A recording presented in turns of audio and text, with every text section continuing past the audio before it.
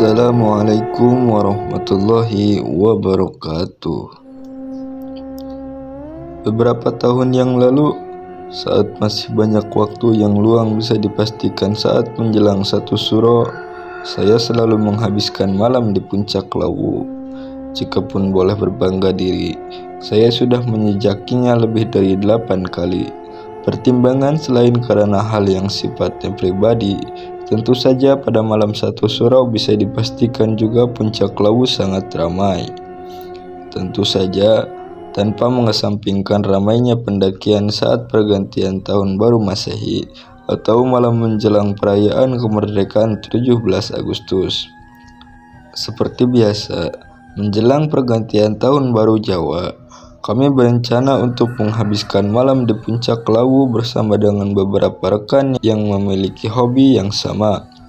Karena domisili kami berbeda kota, jauh hari sebelumnya kami sudah janjian untuk ketemu di Cemoro Sewu.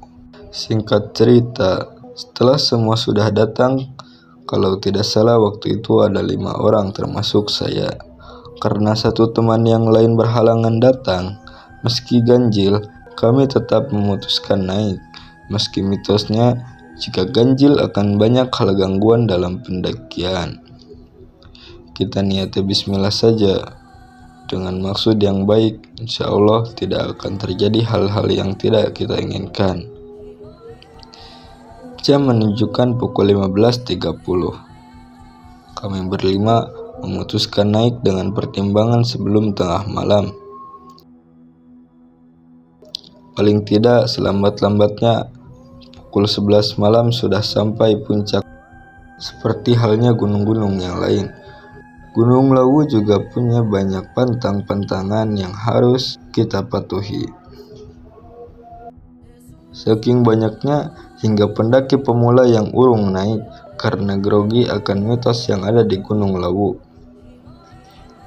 Meski demikian, banyak pendaki yang berpendapat jika Gunung Lawu adalah salah satu yang paling indah meski terbalut oleh kemistisannya. Hal ini sudah nampak pada pos 5 yang selalu ada sesajinya. Singkat cerita, kami tiba di pos 1. Kami melakukan istirahat karena waktu sudah menjelang maghrib. Kami disambut oleh jalak gading yang bertengger di ranting semak tak jauh dari pos 1 tempat kami istirahat. Melihat ada jalak gading, saya menyapanya, dan memang begitulah hadapnya saat ketemu jalak gading ini saat mendaki Gunung Lawu. Ada sedikit keanehan di sini. Biasanya dengan saya pancing dengan makanan, jalak gading itu mau memakannya, tapi kali ini tidak. Malah cuma melihat saja dengan sorotan mata tajam, dan tak lama kemudian dia terbang.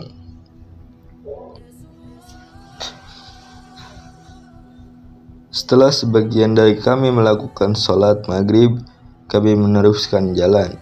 Keanehan-keanehan mulai menyertai perjalanan kami. Belumlah sampai pos 2, kami mendengar auman harimau.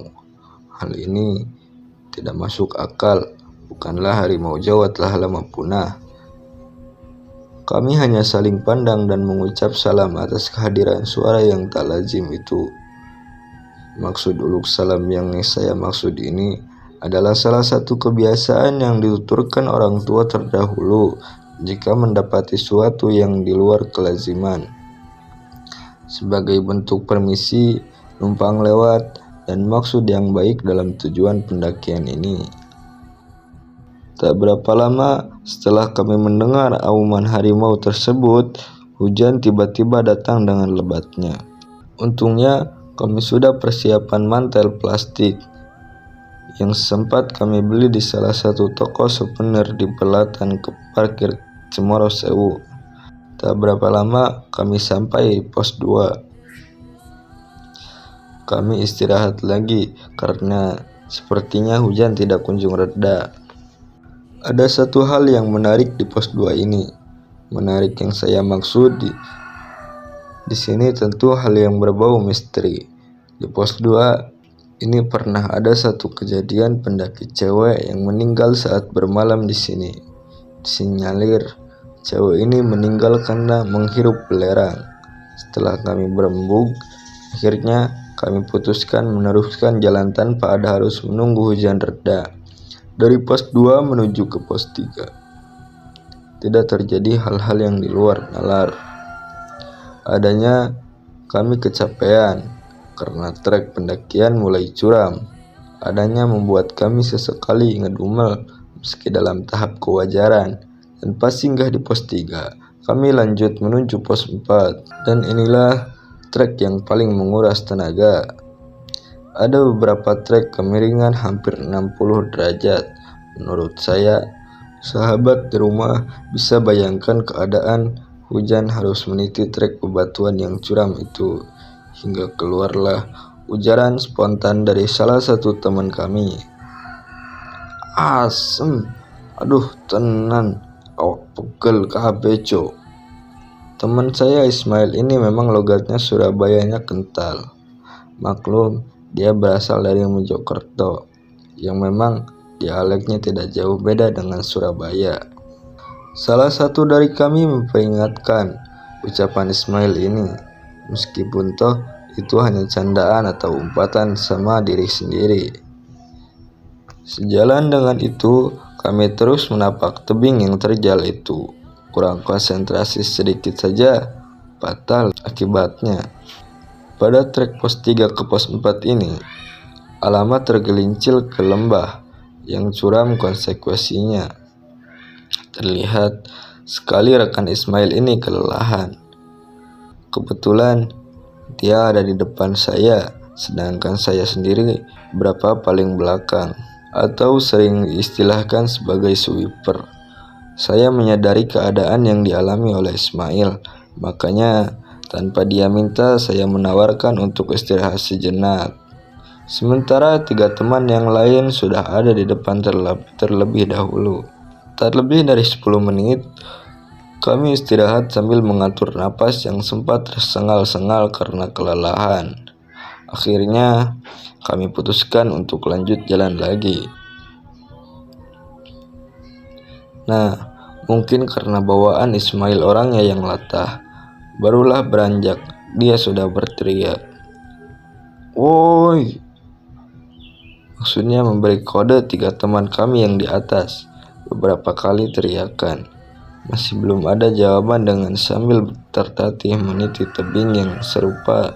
Masih belum ada jawaban dengan sambil bertatih meniti tebing yang serupa. Tangga dari batu ini saking tegaknya. Belumlah berpuluh meter kami berjalan dari teriakan Ismail yang terakhir. Bukannya sahutan belasan dari ketiga rekan kami, melainkan balasan suara cekikikan suara 2 perempuan. Mendapati hal demikian, tanpa dikomando, kami langsung berhenti dan saling pandang-pandangan. Seakan sama-sama meyakinkan apakah kami berdua mendengar hal yang sama. Suara di atas kami itu kembali berulang, yang sepertinya seorang gadis dan seorang gadis masih kecil. "Kang, krungu suara wedak ora?" Ismail memastikan sambil menatap saya. Saya jawab, hanya mengangguk sambil memberikan kode jari yang merujuk maksud 2 orang.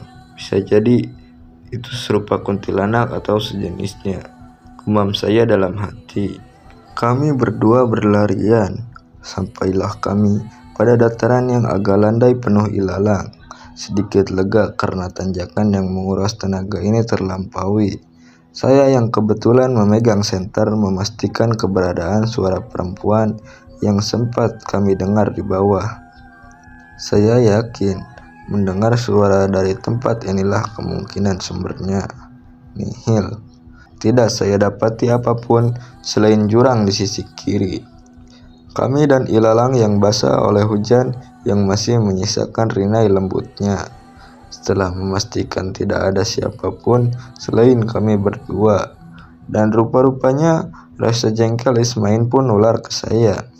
Pun dengan bergumam, saya juga ngedumel atas kejadian tersebut. Belumlah ngedumel itu sampai pada ujungnya. Lagi-lagi kami dikejutkan oleh suara cekikikan persis seperti yang pertama di bawah. Namun, kali ini sumber suara pada jurang sisi kiri kami.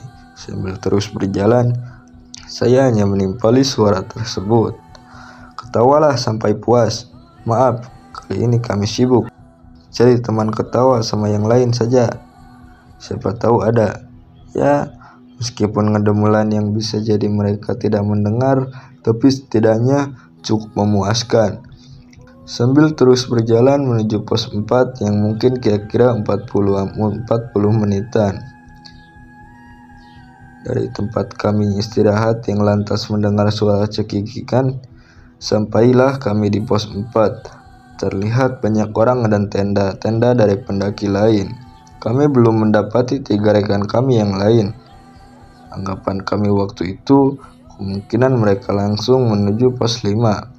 Kami istirahat sejenak sambil menghisap rokok untuk mengusir gigil malam yang semakin menua. Karena sedikit landai dan hujan pun sudah reda, perjalanan ke pos 5 ini relatif tidak menguras tenaga. Hanya saja saya merasa ada yang mengikuti perjalanan ke pos 5 tersebut.